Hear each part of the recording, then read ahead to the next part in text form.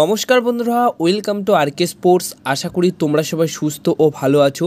তো এই ভিডিওটা সম্পূর্ণ একটা ইন্টারেস্টিং ভিডিও হতে চলেছে। বর্তমান সময়ে দাঁড়িয়ে অনেক রিউমার জানা যাচ্ছে বিদেশি প্লেয়ার নিয়ে। তো রিউমার যারা এখনও অবধি মোহনবাগান দলে কনফার্ম হয়নি বা পুরো ডিলটা ডান হয়নি, তাদেরকে নিয়েই মোহনবাগান দলের আগামী মরশুমের আইএসএলের জন্য কেমন দল হতে পারে সেটা নিয়ে কিন্তু আজকের এই ভিডিওটা করছি। হ্যাঁ, সেই লাইন আপে কোন কোন প্লেয়ার থাকছে, কেমন দল তৈরি হচ্ছে আলটিমেটলি যদি এই সমস্ত রিউমার পুরোপুরি ডিল ডান হয়ে যায়।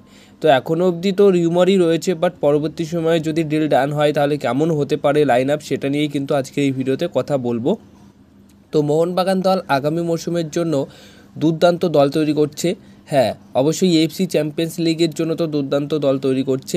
তো এএফসি চ্যাম্পিয়ন্স লিগের জন্য কটা বিদেশি প্লেয়ার সই করাবে, কেমন কি প্লেয়ার সই করাবে এখনও সেটা তো কনফার্ম নয়, বা কাদের কাদের আনবে। তার জন্য এএফসি চ্যাম্পিয়ন্স লিগ 2 এর প্লেইং 11 কী হবে সেটা নিয়ে এই ভিডিওতে বলবো না, শুধুমাত্র আইএসএলে কেমন কি প্লেইং 11 হতে পারে সেটা নিয়ে বলবো, যাদেরকে নিয়ে এখন অবধি রিউমার শোনা যাচ্ছে। তো সেই অনুযায়ী এই মোহনবাগান দলের প্লেইং 11-এর ফরমেশনটা থাকতে পারে 4-2-3-1। সেখানে গোলকিপার পজিশনে খেলার জন্য থাকবেন অবশ্যই বিশাল কায়েত। এর পাশাপাশি দুজন সেন্টার ব্যাক পজিশনে খেলবেন আনোয়ার আলী এবং কালতাক। হ্যাঁ, জেসন কামিন্সের প্রাক্তন দল সেন্ট্রাল কোস্ট মেরিনার্সের অন্যতম সেরা ভরসাযোগ্য ডিফেন্ডার কালতাককে নিয়ে কিন্তু বর্তমান সময় দাঁড়িয়ে রিউমার রয়েছে। তো সেই ক্ষেত্রে তার যদি রিলটা ডান হয়ে যায় তাহলে কালতাক কিন্তু আনোয়ারের পাশে দুর্দান্ত একটা জুটি তৈরি করে নিতে পারবে এবং সেন্টার ব্যাক পজিশনে দুজন প্লেয়ার খেলবেন। এর পাশাপাশি রাইট ব্যাক পজিশনে আশিস রায় থাকছেন, লেফট ব্যাক পজিশনে শুভাশিস বোস থাকছে। তো লেফট ব্যাক পজিশনে শুভাশিস বোস থাকছে, তার ব্যাকআপ প্লেয়ার হিসেবে কোনো না কোনো প্লেয়ারকে তো মোহনবাগান দল অবশ্যই সই করাবে। তো এবার একদম মাঝ মাঠে যে দুইজন সেন্টার ডিফেন্সিভ মিডফিল্ড পজিশনে খেলবেন, তার মধ্যে একজন ইরানের ফুটবলার রুজ বা চেসমি। তো এই প্লেয়ারটিকে নিয়েও কিন্তু রিউমার রয়েছে। যদি এই প্লেয়ারটির ডিল ডান হয়ে যায় তাহলে দুর্দান্ত একটা সাইনিং অবশ্যই হবে এবং একা হাতে ডিফেন্সিভ মিডফিল্ড পজিশন এবং ওই মাঝমাঠটা কিন্তু নিয়ন্ত্রণ করতে পারবে।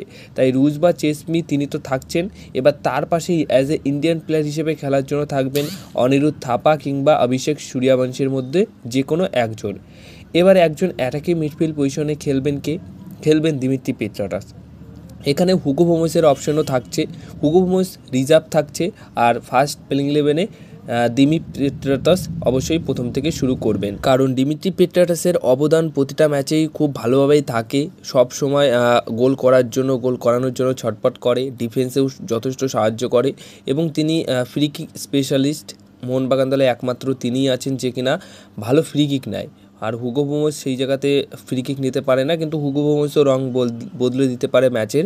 তাই প্রথম থেকে দিমিত্রি পেট্রাটাস থাকছে একদম অ্যাটাকিং মিডফিল্ড পজিশনে খেলার জন্য।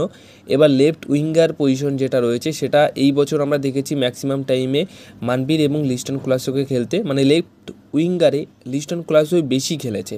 কিন্তু এইবার একটা অপশন বেড়ে যাচ্ছে, সেটা হচ্ছে আশিক কুনিয়ান যদি এবার থাকতো তাহলে কিন্তু আরও ভয়ানক হয়ে উঠতো মোহনবাগান দলের লেফট সাইডটা।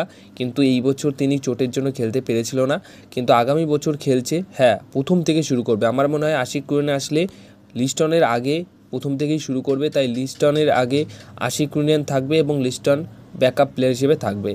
এবার রাইট উইঙ্গার পজিশনে মানবীর সিং থাকছে, তার ব্যাকআপ প্লেয়ার হিসেবে অনেক প্লেয়ারই আছে, কিন্তু তার ব্যাকআপ প্লেয়ার হিসেবে আমি যাকে রেখেছি রিউমারের খাতায় বর্তমান সময়ে রয়েছে, তিনি হচ্ছেন বারিস অ্যাটিক তিনিও রয়েছেন। তো তিনি অ্যাজ এ ব্যাকআপ প্লেয়ার হিসেবে রয়েছেন, তো তারকে নিয়েও রিউমার রয়েছে। যদি ডিলটি ডান হয়ে যায় তাহলে দুর্দান্ত একটা সাইনিং থাকছে। এবার একজন স্ট্রাইকার পজিশনে খেলবেন কে? তো একজন স্ট্রাইকার পজিশনে জেসন কামিন্স তো রয়েছে, কিন্তু জেমি ম্যাকলারেন সই হয়ে গেলে আমার মনে হয় ম্যাকলারেন প্রথম থেকে শুরু করবে আর জেসন কামিন্স পরে শুরু করবে। অন্তত এইরকম ফরমেশনে যদি টিম কম্বিনেশন ঠিক রাখতে হয় তাহলে জেমি ম্যাকলারেন প্রথম থেকে শুরু করবে, তারপর জেসন কামিন্স রয়েছে, এরপর দিমিত্রি পেট্রাটাসও রয়েছে, সাদিকেও থেকে যাচ্ছে যেটুকু এখনও অবধি খবর রয়েছে। তো সব মিলিয়ে কোচের কিন্তু হাতে অনেক অপশন রয়েছে, কোচ শেষ অবধি সিদ্ধান্ত নেবে কাদের কি খেলাবে। কিন্তু আজকের এই ভিডিওতে তোমাদেরকে এটাই জানালাম যে যারা রিউমার পর্যায়ে রয়েছে তাদেরকে নিয়ে মোহনবাগান দলের আগামী মরশুমের আইএসএলের দল কেমন হতে পারে। তো এগুলো হচ্ছে সবে বর্তমান সময়ে দাঁড়িয়ে যাদের রিউমার রয়েছে তাদেরকে নিয়েই প্লেইং 11টা। আগামী দিনে যখন অন্যান্য প্লেয়ারও কনফার্ম হবে, মানে এই সমস্ত প্লেয়ারের মধ্যে হয়তো সব প্লেয়ারের সাথেই ডিল নাও করতে পারে, ডিল নাও ডান হতে পারে। তাই আগামী বছরের জন্য আগামী দিনে যে সমস্ত বিদেশি প্লেয়ারের নাম শোনা যাবে তাদেরকে নিয়েও, মানে তাদের মধ্যে যদি কোনো প্লেয়ার ডিল ডান হয়ে যায় তাদেরকে নিয়েও প্লেইং 11 অবশ্যই আসবে। কিন্তু অনেক আগে এরকম একটা ইন্টারেস্টিং ভিডিও দিলাম এই প্লেইং 11 নিয়ে। তোমাদের কি মতামত সেটা অবশ্যই কমেন্ট বক্সে জানিও। এই ছিল আজকের ভিডিও। যদি ভিডিওটা ভালো লেগে থাকে তাহলে অবশ্যই ভিডিওতে লাইক করো, ভিডিওটাকে শেয়ার করো এবং এই চ্যানেলটিকে তোমরা সাবস্ক্রাইব করে রেখো।